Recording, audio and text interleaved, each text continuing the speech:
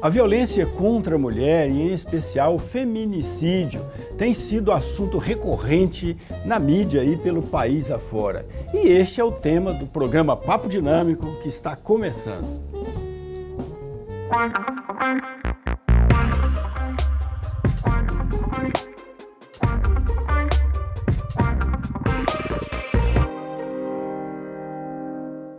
Olá, gente boa, muito boa noite. Estamos iniciando o Papo Dinâmico na PUC TV Goiás, toda terça-feira, 9h30 da noite, e também no YouTube, no canal do programa Papo Dinâmico e no canal da PUC TV Goiás. Estamos também nas redes sociais, no Instagram, no Twitter, no Facebook, sempre no perfil do programa Papo Dinâmico. Lá você pode curtir o nosso programa, pode mandar uma mensagem aqui para nós, sugerir temas e convidados para debater aqui com a gente. Inclusive você, se quiser vir, faz lá uma proposta que vamos avaliar, tá bom? Hoje nós vamos falar de feminicídio e também da violência de um modo geral contra as mulheres. Estamos aqui com o psiquiatra, doutor Adelman Azevedo. Obrigado, doutor, pela presença. Muito boa noite, seja bem-vindo. Eu agradeço, professor Daniel, agradeço a todos e espero contribuir um pouquinho. Com certeza. Com vocês aí. Com certeza vai contribuir. E também com a advogada, a doutora Flávia Leite, que é vice-presidente da Comissão da Mulher Advogada da OAB Goiás, e especialmente aqui de Goiânia. Ela é vice-presidente. Obrigado, doutora Flávia, pela presença. Muito boa noite, seja bem-vinda. Boa noite, muito obrigada, doutor Daniel, pelo convite. E boa noite a todas e todos que estão aqui nos ouvindo para esse bate-papo descontraído, para a gente falar desse problema que aflige tantas mulheres, não só no Brasil, mas no mundo, né? Pois é, doutora Flávia, é verdade então que o Brasil é o 5º país em termos estatísticos em violência contra a mulher no mundo? Em feminicídio. Em feminicídio. Esse é um dado da Alto Comissariado da ONU. Tá? Ok. O Brasil está entre o 5º maior país de feminicídio. Então, esse é um dado alarmante, até porque a gente tem no país leis que são extremamente favoráveis a que isso não aconteça, como, por exemplo, a Lei Maria da Penha é considerada a terceira melhor lei em relação à violência doméstica contra as mulheres. E ainda assim, somos o 5º país em feminicídio. Conversava há pouco aqui com o doutor Adelman sobre isso, desse abismo que há nesse lugar, né? Sim, sim. Pois o que leva a isso? É a grande extensão territorial do Brasil, a diversidade cultural, as desigualdades de classe? O que leva a essa violência contra a mulher? A tradição, a formação do povo brasileiro? Então, a gente tem diversas hipóteses para isso, né? Eu começo falando sobre essa nossa cultura patriarcal, né? Que historicamente o homem sempre teve posições de privilégio em relação à mulher, né? E aí a gente tem os estereótipos de gênero, que a gente falava há pouco sobre isso, né? Que a gente pode começar a falar sobre micromachismo, né? Que essa diferença entre homens e mulheres vem desde o ventre, né? Quando a gente hoje fala no chá revelação, se é menino é azul, se é menina é rosa, né? A coisa começa por aí. Por que cada cor é assim? Isso é construído historicamente. E aí, com o desenrolar do tempo, a criança nasce, você chega para comprar um presente, é para menino ou para menina? Eu brinco, é para criança, né? Não que a menina não possa gostar de rosa e o menino não possa gostar de azul. Mas aonde que está ancorada essa nossa cultura de ser assim? Né? E aí vai crescendo, não sei quem já passou por isso, o pai vai ficar cuidando das crianças porque a mãe está trabalhando e fala, tô de babá hoje. Vamos ver se o doutor Adelman pode nos ajudar nessa reflexão aqui. O senhor deve atender claro, o psiquiatra atende todo tipo de, eu imagino, de síndrome aí que afeta as pessoas do ponto de vista psíquico e não apenas nesta questão específica do feminicídio. Mas em relação a isso, o senhor já atendeu alguém? Como é que o senhor vê essa questão do agressor, da pessoa que agride e da pessoa que é vítima em relação à violência, né, contra a mulher? Existe um perfil específico? Essas pessoas têm alguma característica que é cultural ou natural? É possível fazer alguma caracterização a partir daí? A gente vai ter que analisar caso a caso para a gente não correr o risco de ser tão generalista. Entendi. Tá? A questão cultural é extremamente importante, porque o machismo, da forma como existe, e existindo de qualquer forma, ele é prejudicial. Porém, eu não vejo, e discordo da doutora, que a questão do sexo masculino ou feminino, desde a infância, a distinção entre criança, menino ou menina, tenha qualquer contribuição para o desenvolvimento de personalidades agressoras ou personalidades que se deixam abusar. A questão é o seguinte, tem muito a ver com a criação e muito a ver com a personalidade. A criação de cada pessoa leva em consideração questões também culturais. A cultura dos pais, da cidade, a cultura do país. Mas para a gente analisar especificamente se essa questão da cultura machista é o principal problema desde a infância, nessa questão desde a infância, de se o sexo feminino ou o sexo masculino, o presente para criança tem que ser para criança, não pode ser para o menino nem para a menina, tem que ser para a criança, não pode ser um presente específico para cada um. A gente teria que analisar os outros países que às vezes estão na frente do Brasil em feminicídio. Aí eu pergunto para a doutora, você sabe quem que é o primeiro país? O segundo, o terceiro? Em feminicídio? É. Não tenho esse dado. Porque a gente precisaria saber, para saber se, ou assim, o 10º país, para a gente saber se realmente esses outros países têm uma cultura totalmente diferente. Porque senão é uma visão totalmente enviesada. Você chega com um raciocínio afunilado sem a gente ter a possibilidade de analisar o contexto do todo. Mas deixa eu terminar de falar para depois você falar. Só que o que acontece? A questão da personalidade é extremamente importante, que a personalidade do agressor, ele começa com um sedutor, e qualquer coisa que a gente vá fazer, em qualquer situação em que a gente se envolva, a gente é fisgado e a gente não consegue sair. Isso do ponto de vista da vítima. A vítima, ou seja, a mulher agredida, quando ela é fisgada, do mesmo jeito quando a gente entra numa loja para comprar determinada coisa. A gente compra, a gente entra para ver e fica sem graça de sair sem comprar, porque o vendedor está esperando que a gente compre. Então, a vítima, ela fica presa, com medo de sair, primeiro porque realmente a pessoa, o agressor, ele coloca situações em que ele pode ser mais agressivo ainda se a pessoa sair desse comportamento, sair desse relacionamento. Mas no início ele é sedutor. No início, ele é uma pessoa agradável e logo ele começa a mostrar os traços de agressão. No início, a pessoa agredida sempre imagina que o agressor vai mudar. E ele nunca muda, nunca muda. Atendi recentemente uma pessoa em meu consultório que ela teve que... A mãe teve que buscá-la, a mãe morava em outra cidade, teve que buscá-la, morava enquanto o marido saiu, buscá-la, resgatá-la com outras pessoas, que foi trancada em casa, e isso acontecia todas as vezes que o marido agredia, para que ela não fosse ao médico. E depois disso, sumiu com essa moça e foi fazer tratamento comigo. Tá, vamos colocar aqui a doutora Flávia Leite, porque, obviamente, ela trabalha, é advogada e trabalha mais, imagino, do ponto de vista jurídico e tal. Mas certamente todo o processo que levou a Lei Maria da Penha, se salvo engano, 2006, né? 2006. E a Lei do Feminicídio 2015, né? Que veio, na verdade, agravar as penas que já estavam previstas antes, né? Na Lei Maria da Penha, que caracterizou aí o feminicídio como um homicídio, um assassinato qualificado, não é isso?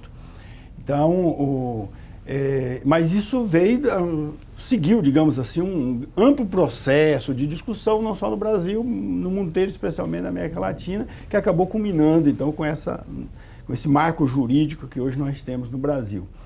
Essa violência contra a mulher que a senhora atribui ao machismo, o machismo como sendo o pano de fundo, né? isso tem suas raízes. Eu perguntei antes sobre a cultura brasileira e tal. Tem as suas raízes, porque o mundo inteiro, se a gente for ver, é machista de muito tempo. Era isso que eu queria falar. A gente vê mesmo histórias antigas aí, onde as mulheres nem eram... Aqui no Brasil, inclusive, as mulheres não votavam até pouco tempo. Nem antigo, né? A gente tem o caso da Malala, que foi... Onde surgiu a democracia na Grécia Antiga, lá as mulheres não votavam, não participavam, não eram cidadãs. Né? Então, a gente vê que essa história do machismo não é uma coisa que é só brasileira. Parece que vem de toda a cultura que formou o povo brasileiro. Africanos, portugueses, europeus e o ser humano, asiáticos, de modo geral. Está em todos os lugares machismo, sem exceção. Exato. Nós não estamos falando dele, voltando até quando ele me pergunta, né, qual a gente precisava estudar o país que está em primeiro lugar. Salvo engano, vai ser um dos países do Oriente onde tem toda essa questão da mulher sequer poder frequentar a escola. Né? A gente tem aí a Malala, que a gente não precisa falar dos primórdios, estou falando da atualidade. O mundo ali muçulmano, total, em geral, é muito machista. Lá né? eu Marrocos, acredito que está por ali o lugar dos piores países. Tem lugar que a mulher não pode falar em mulher. público, não pode falar fora da casa dela. E eu não quero entrar na questão cultural desses países, porque sei muito pouco, é apenas a questão de dados. Né? E aí, voltando, quando ele fala que eu estava tentando trazer a questão do micromachismo, para mim, ser o berço que se chega lá, eu não estou falando que a educação generalizada de homens e mulheres de forma diferente é que chega no micromachismo. Em momento nenhum eu disse isso, tá? Que você discordou dessa fala que eu não fiz. O que eu quis dizer é que com o tempo a gente vai vendo, com o passar do tempo, que as mulheres são educadas, e isso chama-se estereótipo de gênero, né? Elas são educadas para serem delicadas, enquanto os homens são educados para serem assertivos. Isso não só no Brasil, isso é no mundo. A gente tem, o CNJ lançou agora, acho que foi em outubro do ano passado, um documento que se chama Protocolo para Julgamento com Perspectiva de Gênero. O que diz esse protocolo? Que diante dessa nossa estrutura patriarcal, e aí ele que coloca essa palavra, não sou eu que estou dizendo, que é para usar o patriarcado, inclusive com recortes de raça e classe social, porque quanto mais vai tendo isso, maior vai ficando. Os julgadores e julgadoras, elas, ao pegar um caso concreto, como é o caso do psiquiatra, psicólogo, quando vai analisar o caso concreto e não regra, como são as leis, ele tem que avaliar em que cultura está amparado aquele caso. Porque sim, vão ter casos e casos na mesma questão. A gente, no direito de família, às vezes os juízes ou juízas brincam com a gente. Oi, doutora, ontem a senhora estava aqui pedindo guarda compartilhada. Hoje você está implorando por guarda exclusiva? Eu não estou te entendendo. Você fala, sim, eu escolho, eu peço de acordo com cada caso. Tem famílias em que a guarda compartilhada é necessária, porque a gente vê que ambos os genitores são capazes de cuidar da criança. Em outras famílias, aquela criança está sendo agredida, a mãe está sendo agredida. Então, nesse caso, não dá para ter uma guarda compartilhada. Então, a lei é muito importante pensar sobre isso. A lei é sempre geral, mas o julgador ou a julgadora, quando vão analisar aquele caso, tem que ser específico. E o protocolo do CNJ para julgamento com perspectiva de gênero fala exatamente isso, que a gente tem que entender essa cultura patriarcal a qual nós, brasileiros e todos os cidadãos mundiais, estão inseridos. Eu vejo assim que...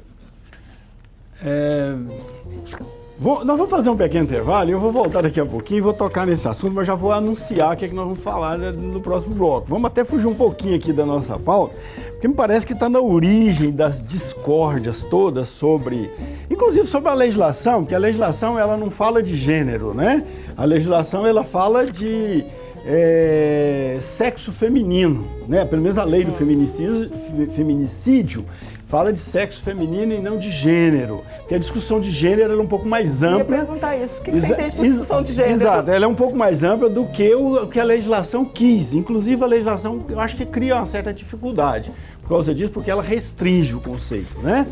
E a origem de tudo isso veio aí num movimento estruturalista, cultural, dos anos 50, 60, 70 do século XXI, quando Simone de Beauvoir e Jean-Paul Sartre, né, levantaram essa discussão na Europa e se espalhou para o mundo inteiro sobre a questão da naturalização ou culturalização da sexualidade. Tá bom? Daqui a pouquinho a gente volta.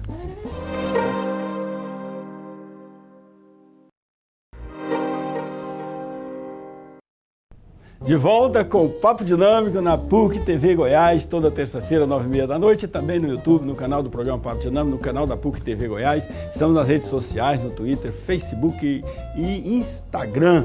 Nos acompanhe lá, tá bom? Hoje estamos falando de violência contra a mulher e, em especial, o feminicídio.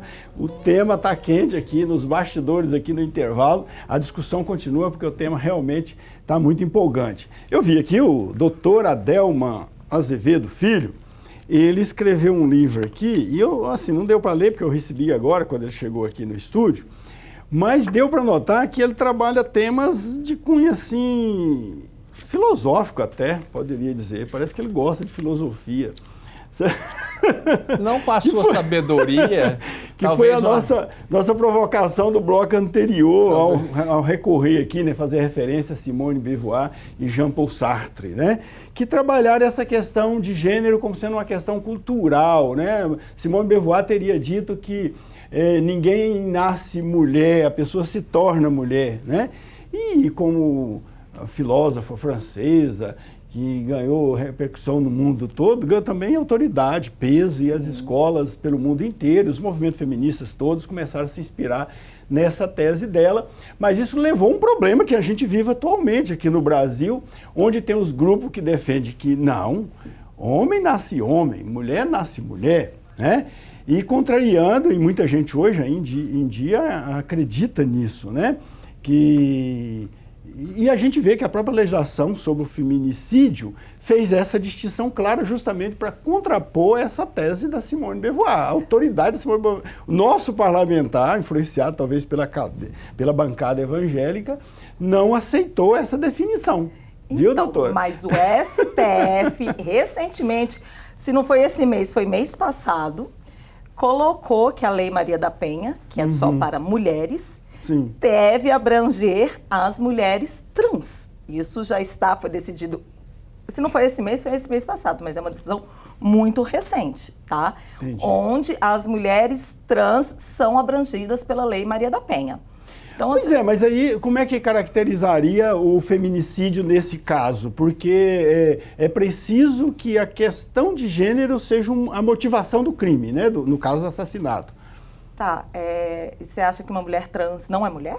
Não estou dizendo isso. Eu estou dizendo o seguinte, para ser um feminicídio... Tem que ser mulher. A condição sexual da pessoa tem que ser o motivo do crime, certo? Gênero, mulher. E é isso que eu estou te falando, que foi decisão recente do STF. Sim, sim. Ser então, mulher. O Supremo Tribunal Federal, então, avançou para além do que a lei está especificando, tipificando. Sim, sim. Ele fez isso e é uma decisão extremamente recente, por isso que eu estou falando. Se não foi esse mês, foi mês passado, mas eu acho que foi esse mês essa decisão. Sim, mas aí o fato dela ser trans foi o motivo do crime, então, foi o motivo do assassinato. Não disse que o fato dela ser trans. Entra na questão da lei, que é o simples fato dela ser mulher.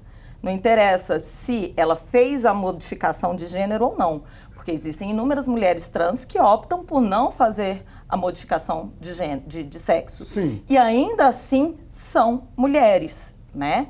Isso é o que a gente chama de orientação sexual. Sim, o que o feminicídio... A senhora que é autoridade aqui, vamos lá. O que caracteriza um feminicídio? Que é a diferença do feminicídio e de um homicídio comum? Então, o feminicídio inserido pela lei, acho que é 13.104 de 2015, ele acrescenta o artigo 121, matar alguém, pena de 6 meses a 20 anos. Aí a lei, isso é o artigo... Isso é homicídio. Homicídio, artigo 121 do Código Penal. Essa lei do feminicídio, ela vem e coloca o feminicídio, se for por questão de ser mulher, né? Sim, isso. Essa pena, ela pode ser aumentada. Então, a pena em casos de feminicídio, onde uma mulher é morta pelo simples fato de ser mulher, é de 12 a 30 anos. Isso. Então, isso é o que a gente chama de qualificador. Então, o senhor colocou isso perfeitamente no começo. E aí, o senhor está aqui me falando, né? É a questão de sexo, gênero, né? Então, a gente já está entrando na diferença na questão do que é sexo e o que é gênero, né? E daí você chama Simone de Beauvoir, que coloca, não se nasce mulher, torna-se mulher. E mais atualmente a gente tem a Judith Butler, né? Onde ela tenta, e eu não vou entrar porque a Judith Butler, ela é bem difícil de fazer a leitura dela, né? Mas, em grosso modo, isso consta, inclusive, no protocolo do CNJ, que eu já falei, essa diferença. O que é sexo? É como se fosse aquela forma, se a pessoa tem pênis ou se a pessoa tem vagina, né? E gênero é como a pessoa se identifica na sociedade. Sim, isso. Eu posso ter nascido com vagina, mas eu me sinto homem. E eu me arrumo como homem e mudo meu nome, inclusive, para homem, porque hoje isso é possível. Sim, então, isso é a figura homem. trans. Eu sou um homem, mesmo não tendo feito a cirurgia. Então, hoje, quando a gente falar em leis, diante dessa decisão do STF recente, a mulher, independente se trans ou mulher cis é aquela mulher em que ela se reconhece no sexo que nasceu, ela é abarcada pela Lei Maria da Penha. Aí você fala, Flávia, e o feminicídio? Bom, eu acabei de dizer que foi uma decisão recentíssima do STF. Eu não sei como eles estão decidindo, mas eu acredito que, por analogia, isso vai ser usado também em relação ao feminicídio. Tá, doutor Adelma, o senhor psiquiatra, o senhor atende, o senhor já foi chamado pela Justiça, Promotoria Pública, para acompanhar algum caso de pessoa agressora que cometeu algum tipo de assassinato de mulher e tentar, sei lá, tratar essa pessoa? Já houve caso da Justiça absolver o sujeito para dizer que ele é doente e o fato de ser doente o isentava ou diminuía a pena dele? Não, nunca foi chamado nesse sentido. E aí a gente tem que... A gente insere ali um monte de adendos nessa história, né? Porque, assim, o paciente com algum transtorno psiquiátrico, o que são os transtornos psiquiátricos? São aquelas doenças, entre aspas, doenças que não aparecem em exame, né? As doenças neurológicas e doenças psiquiátricas, são tipo Alzheimer, essas outras coisas que aparecem em exame. Então, esses pacientes com algum transtorno psiquiátrico, eles podem fazer um assassinato, assassinar, por exemplo, uma esposa, o paciente tem uma esquizofrenia, e na cabeça dele, o que é esquizofrenia? É a cisão da mente com a realidade. Na cabeça dele, por exemplo, pode acontecer de no corpo da esposa, entrou um espírito de um demônio, e eles têm aquela sensação que ele tem que matar a esposa para matar o demônio e salvar a esposa. Então, a gente teria que detectar realmente uma doença, um transtorno psiquiátrico. Agora, essas alterações de caráter são alterações de personalidade, que é o jeito que a pessoa é, a personalidade, o jeito dela ser, o seu caráter. Isso não é doença, isso não é transtorno, isso é uma característica de cada um.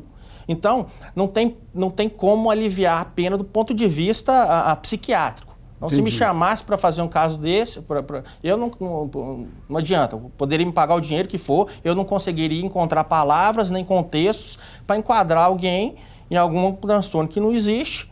O psicopata é uma doença ou é um caráter? O psicopata, ele tem uma alteração de caráter, ele tem uma alteração de personalidade, ou seja, ele tem uma personalidade que culpa. Por exemplo, até muito difícil uma pessoa que é um psicopata apresentar uma depressão, porque ela não se sente culpada por nada, não se sente mal com nada. Tudo que ela faz, ela acha que está perfeito. Ela não enxerga que as ações dela, ela até sabe que pode prejudicar alguma pessoa, ou outra, ou várias. Só que ela não se sente mal com aquilo. Tanto faz, tanto fez. Eu atendendo recentemente um paciente de um estelionatário e psicopata, e inclusive chegou para mim dizendo que ele já foi laudado como sendo psicopata. Não sei se ele queria me intimidar, né? Mas assim, ele veio com a mãe e ele disse, olha, as pessoas falam que se eu leso alguém, que ele sabia mexer em computador, tirar dinheiro da conta da pessoa e tal, aí eu lesei, por exemplo, um idoso que perdeu toda a aposentadoria. Para mim, tanto faz, tanto fez. É a mesma coisa que eu não estivesse fazendo com nada, com a formiga. Para mim, eu não sinto nada. Então, esse tipo de pessoa não tem tratamento. É uma característica da pessoa. Não adianta, não vou dar remédio que não resolve. Não adianta. A pessoa é assim. Mas uma pessoa dessa poderia ter alguma motivação feminicídia? Eu posso dizer, essa palavra existe? Feminicida, talvez. Feminicida, ou femicida, porque existe a palavra também femicida, né? Sim. Poderia ter alguma motivação femicida dentro desse contexto de psicopatia? Tem, porque o paciente psicopata, e geralmente esses homens agressores, eles têm alguma característica de transtorno de personalidade antissocial, que é o psicopata. Todos eles têm um pouco disso, sim, em menor grau do que aquele psicopata que sai matando as outras pessoas. Então, ele sente prazer em ter o controle, em dominar. Ele se sente mais forte, ele se sente melhor com aquela situação. Os dados que a gente encontra é que os agressores, em regra, eles têm, quando entrevistados, eles colocam que a questão da posse sobre a mulher. Quando a mulher começa, vamos colocar no jargão, a bater asas, sem o controle dele, né, que é isso que você está dizendo, eles colocam, não, ela não me pertencia mais. E assim, como que aquela mulher que foi minha não me pertence mais, né? Então, quando ele perde, ou ele acha que perde a posse, porque eu não consigo entender como a posse de uma mulher pode ser de algum homem, ou a posse até... Eu não consigo entender isso, mas quando o agressor acha que perdeu a posse, é quando acontecem os feminicídios. Entendi. Nossa, a discussão tá boa. Nós vamos fazer um pequeno intervalo e já voltamos. Vamos clarear mais esse assunto aqui e vamos ver também a questão voltando a essa questão da psicopatia, mas eu queria saber também se a motivação que a pessoa tem de cometer esse crime pode ocorrer com quem não é psicopata também, quem é uma pessoa normal, aparentemente normal, né? Se ele pode também cometer feminicídio, tá bom? Daqui a pouquinho a gente volta.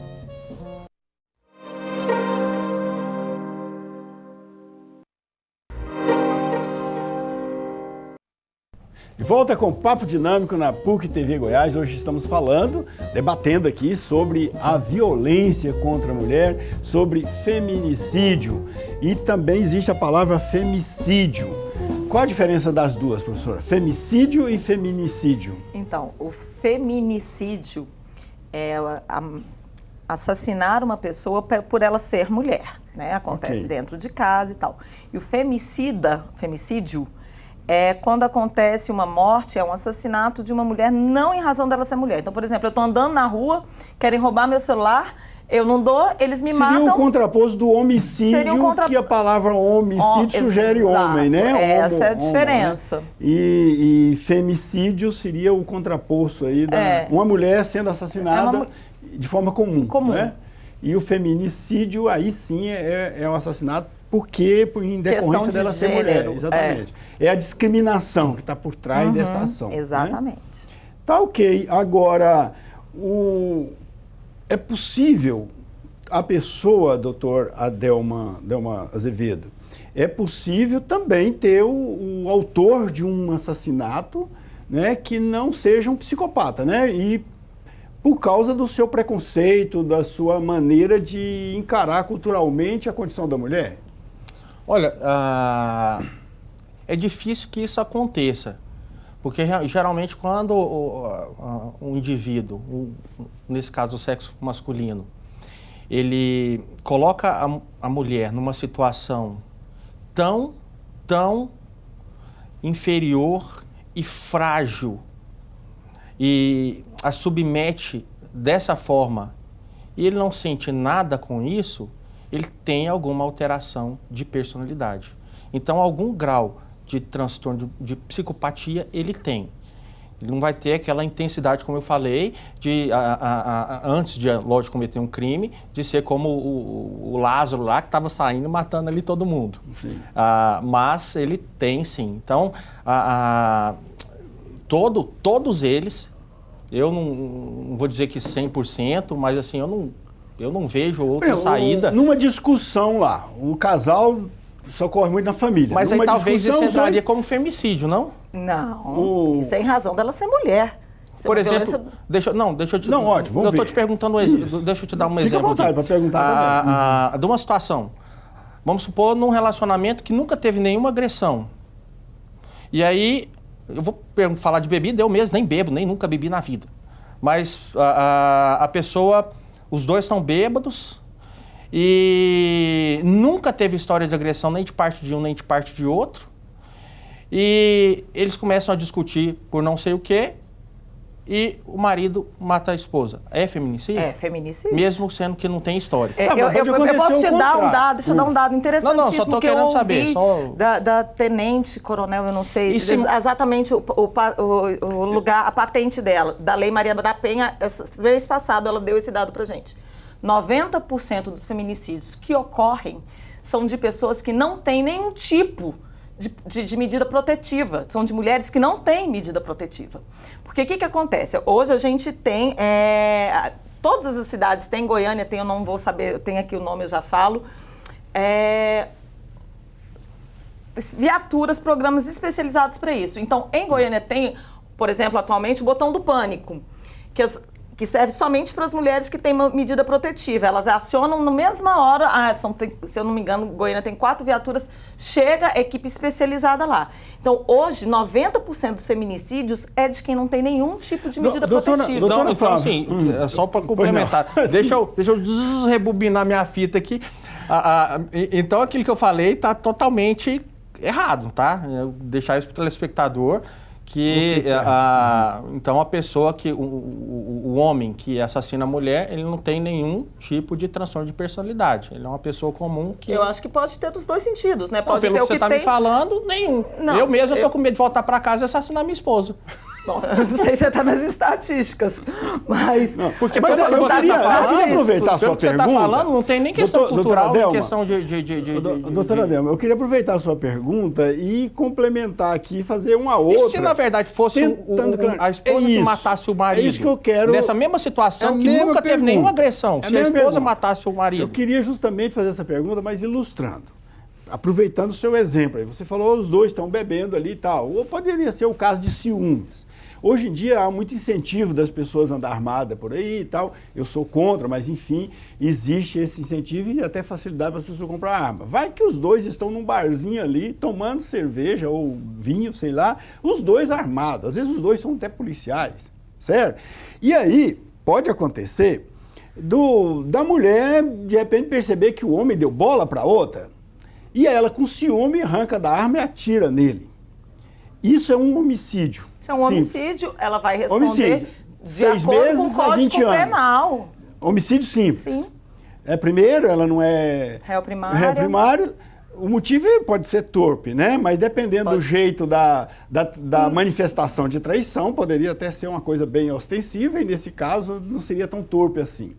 Agora, se for o contrário, se o homem, percebendo que a mulher estava dando bola para outra pessoa, ele vai, saca da arma e atira nela. Nesse caso, é feminicídio. E a pena, então, seria de 12 anos a 30 anos. É uma qualificadora. Então, no caso, a mesma situação, fatos iguais. Isso é uma desigualdade de gênero em benefício da mulher. Mas, gente, eu adoro quando a pessoa chega aí.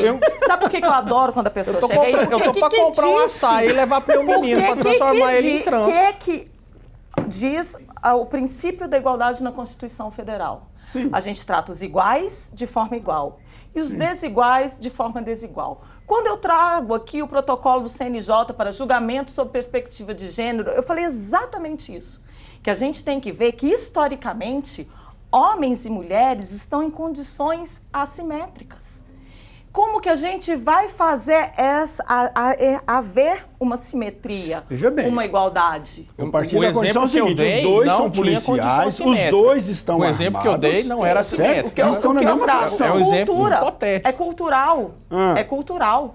Então, nesse caso, a senhora acha que é justo o homem ser punido por uma pena que varia de 6 a 20... Não, a mulher ser punida por uma pena que varia de 6 meses a 20 anos e, se for o contrário, mas na mesma situação, seria justo que o homem fosse punido numa pena qualificada de 12 a 30 anos. Aí não só eu acho justo, né? E se isso é uma lei, se existe um protocolo do CNJ que determina isso, não sou eu, Flávia Leite, que está dizendo isso. São vários estudiosos que chegaram a esse consenso para colocar dessa forma. Mas a lei do feminicídio, ela estabelece lá 2 condições para isso. Ela coloca enquanto qualificadora.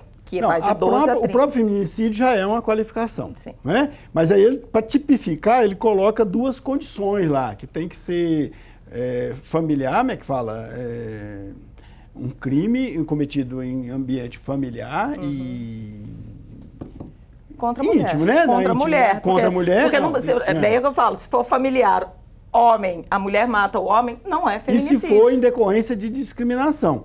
Então tem essas duas condições colocadas lá. Nesse caso aqui, teria que demonstrar, tanto o advogado quanto o Ministério Público, teria que demonstrar que essas duas condições foram contempladas.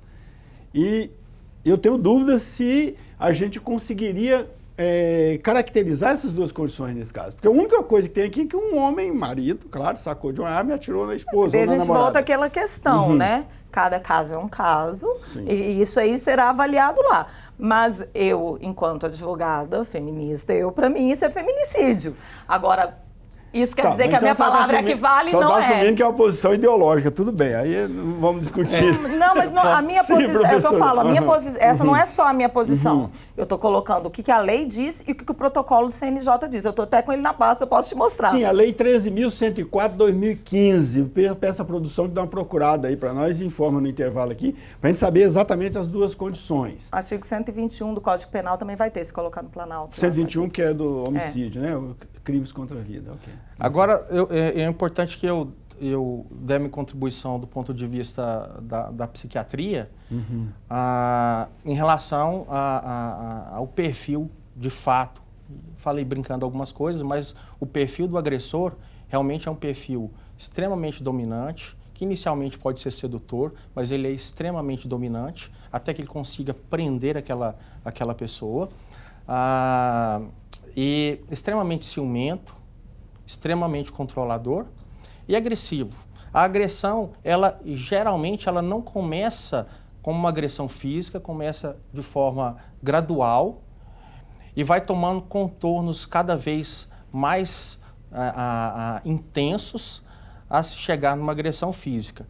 Mas são pessoas que já têm essa característica, inclusive em outros contextos da sua vida. Não dizendo assim, não querendo dizer que desmerecendo a questão do contexto homem e mulher. Mas são pessoas que já têm essa característica na personalidade. Então, como já tem a personalidade assim, em qualquer relação social, em jogos, em brincadeiras, manifesta esse perfil. Mesmo se dizendo assim que 90%, foi essa estatística, né, das mulheres não têm medida protetiva, né, não significa também que os homens não têm esse comportamento psicopatológico no sentido de ter essa personalidade de psicopata, mesmo em menor intensidade, como eu já falei antes. Doutora Delma, dizem que tem uns ciclos da violência, né? Eu acho que o senhor deve saber bem disso, colocar... Porque é isso que o senhor está dizendo? Isso.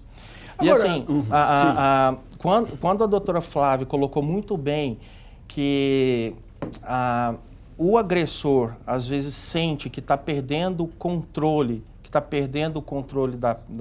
da mulher, da vítima, a gente não precisa extrapolar isso para uma coisa muito intensa, imaginar que ela está querendo colocar uma sainha curtinha e sair na rua.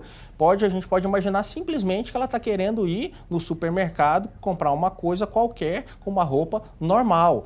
E eu falo isso porque eu atendo muitas pessoas, muitas mulheres que são agredidas e têm esse comportamento. Que a pessoa simplesmente tranca a mulher em casa e não deixa que ela saia. Não que todos vão fazer dessa forma. Tem filmes até do porteiro, eu já acompanhei casa assim. Tem um caso que me marcou muito, lógico, não vou citar nomes nem local, mas que eu atendi a paciente, uma menina extremamente inteligente, agradável.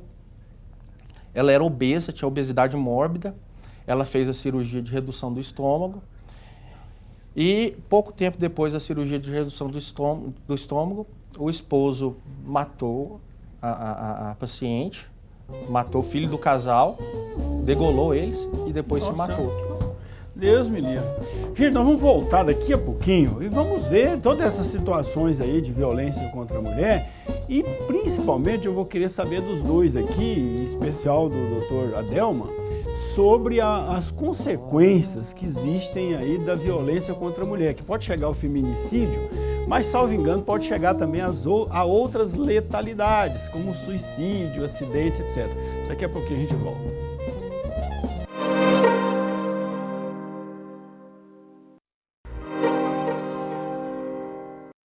De volta com o Papo Dinâmico na PUC TV Goiás, toda terça-feira, 9h30 da noite, lá nas redes sociais, estamos lá. Hoje estamos falando de feminicídio e violência contra a mulher.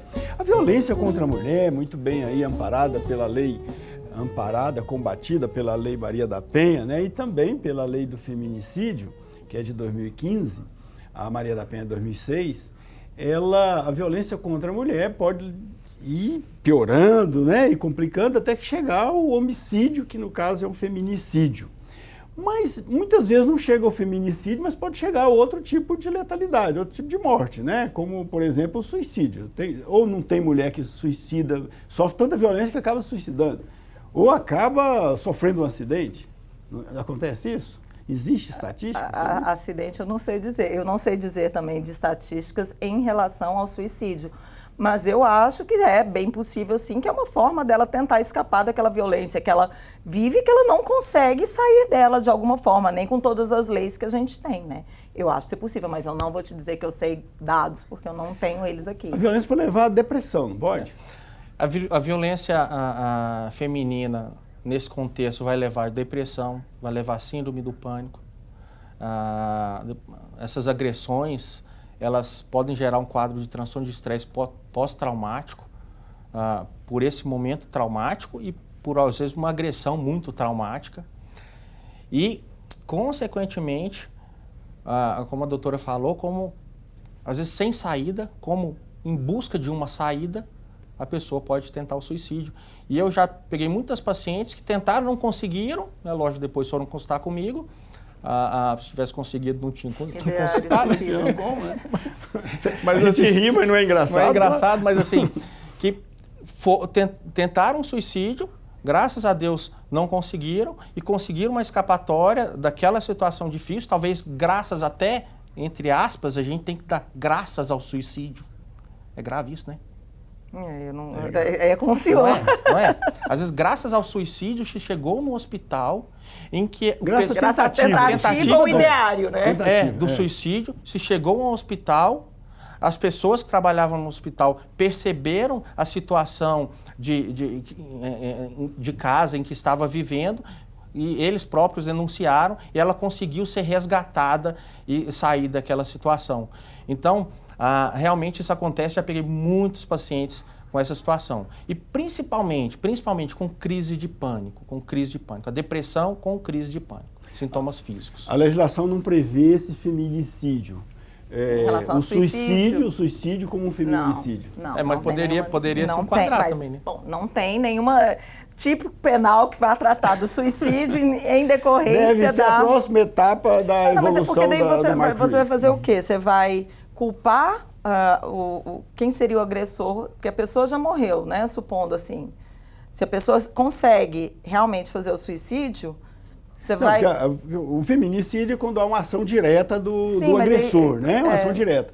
O suicídio já teria um... Porque a instigação ao suicídio é O suicídio é a própria pessoa que se mata, né? Que executa o ato. Então, mas a instigação ao suicídio é tipificado.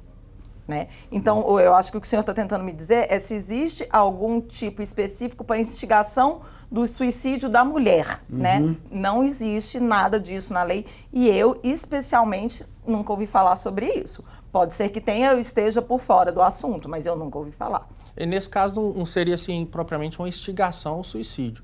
Seria esse comportamento do agressor que fez com que ela chegasse nesse ponto. Pois é, eu acho difícil colocar isso enquanto instigação, por isso que eu acho que não entra em nenhum tipo penal. Agora sim, a mulher sofre violência de todo jeito, né? Não é só violência física, tem violência psicológica, violência cultural. Patrimonial. Muitos criticam, às vezes salarial, né? Às vezes as mulheres não têm a mesma remuneração que os homens e tal.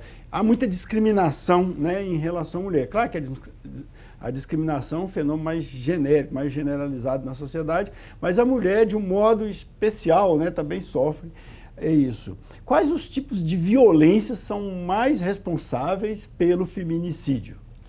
Eu acho que é a física, né? Porque você não mata uma pessoa assassinando de forma psicológica. Eu não sei o que seria essa questão que você está tentando colocar enquanto suicídio. Mas eu não tenho notícias de alguém que conseguiu comprovar uma pessoa que se suicidou por conta da violência psicológica sofrida, né? Um agressor de forma física, ele é mais propenso a cometer o assassinato da mulher, o feminicídio. Acredito que sim. Isso eu acho que é mais comportamental. Ou pode acontecer de uma pessoa que pratica uma determinada agressão, às vezes até dissimulada, e em algum momento se manifestar como ela vai ter que partir para agressão assassino. física, né? Por exemplo, o que é a violência patrimonial? Vamos dar um exemplo. Um casal se separa. Enquanto está naquela questão de se vai ou não vai entrar na justiça, porque a gente sabe que a maioria dos casos que eu acompanho, quando há separação, demora-se em média 1 ano para a pessoa... Não, agora eu vou formalizar isso judicialmente. Nesse meio tempo, o homem, eu estou com um caso assim, o homem era sócio de uma empresa de grande porte e tal. Ele saiu do contrato social, ele saiu de tudo, deixou a mulher sem nada. Tá? Essa mulher ela ainda tem uma criança com síndrome de Down. Ela não está tendo formas de bancar isso. E ela não tem como provar, porque hoje o cara não tem nada no nome dele. Sim, mas isso é uma violência patrimonial. Sim, tá? Sim. Pois é, mas às vezes a pessoa tem uma convivência pacífica, o casal tem uma convivência pacífica durante anos e tal, e de repente a pessoa se manifesta. Como o caso aí que o doutor citou ainda no bloco anterior, da uma mulher que era obesa e de repente ela fez um tratamento, não sei se resultou, digamos, num perfil estético mais atraente, e o cara ficou com ciúme e começou a agredir. Então, daí isso vai concordar com o argumento que essa pessoa do Batalhão Maria da Penha me trouxe, que 90% dos casos do feminicídio nunca teve uma medida protetiva. Não, mas isso não significa, como eu falei, que o agressor não tenha um perfil. Não estou falando do perfil. Não, mas assim, nós estamos falando da mesma coisa, talvez, mas de forma diferente. A maioria das pessoas, as mulheres não têm uma medida protetiva, ou seja, não foram agredidas antes, que teve necessidade delas irem lá. Ou às vezes foram e não denunciam. Mas só que provavelmente elas foram agredidas, às vezes psicologicamente, e não denunciaram. Tá, nós falamos muito dos fatos em si e tal. Agora, é possível melhorar essa situação? É possível os homens, os machistas, deixarem de ser machistas? Em que medida isso é possível? A senhora acredita no processo educativo? Eu não sei, eu acho que isso vai demorar muitos anos. Médico. Mas daí é uma coisa que a gente não trouxe aqui, que é essencial falar, é a questão da política pública, que precisa ter para isso. Por exemplo, no primeiro ano da pandemia, o governo federal passou só R$66 mil a casa. É um programa sensacional. Durante a pandemia, piorou a situação. Piorou, porque inclusive o Ministério da Mulher Direitos Humanos, ele passou de repassar as verbas que ele passava antigamente, de proteção à mulher. Então, quer dizer, a gente está vendo a situação piorar em todos os momentos. E quando a gente precisa de política pública para dar um amparo para a mulher, a gente vê a coisa regredir. Apesar da legislação, da evolução da legislação no Brasil, o quadro não melhorou porque também não houve não há políticas públicas e nem investimento em políticas públicas, porque a Lei Maria da Penha é uma política pública. Eu vou pegar aqui o nome desse... É uma estratégia sensacional. Quer ver? Tá, mas a atuação não é só no sentido de coagir, né? Coercitiva. Exato. Mas também existem ações pedagógicas, educativas. Casa da Mulher Brasileira. Eu acredito que sim, que isso tem que ser ensinado culturalmente na escola, mas não discordo totalmente que tem a ver com o fato de ser do gênero masculino ou feminino, de fazer essa generalização de criar todas as crianças sem que possa se dizer que um é menino, o outro é menina. Isso eu acho que não tem nada a ver. Eu não disse isso. Então eu entendi errado. Eu não disse, eu disse... Porque meu QI é um pouco abaixo. Tá, de qualquer modo, eu acho que o depoimento de vocês foi suficiente aqui. É possível um processo pedagógico também de recuperação, ou de melhoria, de educação das pessoas para uma convivência pacífica e não agressiva entre os diferentes gêneros, entre os diferentes sexos, se pode dizer assim, né? Gente, infelizmente o nosso programa terminou, a musiquinha já está tocando já tem algum tempo. Quero agradecer muito a vocês aqui pela presença. Doutora Delma Azevedo, obrigado, boa noite. E obrigado, doutora Flávia, né? Doutora Flávia Leite, obrigado pela presença. Eu que agradeço a oportunidade de estarmos juntos discutindo questões tão interessantes, polêmicas, e que a gente vê o quanto é importante a gente ouvir todos os lados para chegar em lugares, né? Sim, Porque é assim que a gente cresce, que a gente continue tendo essa democracia de continuar podendo discordar um do outro. Eu adoro esse lugar.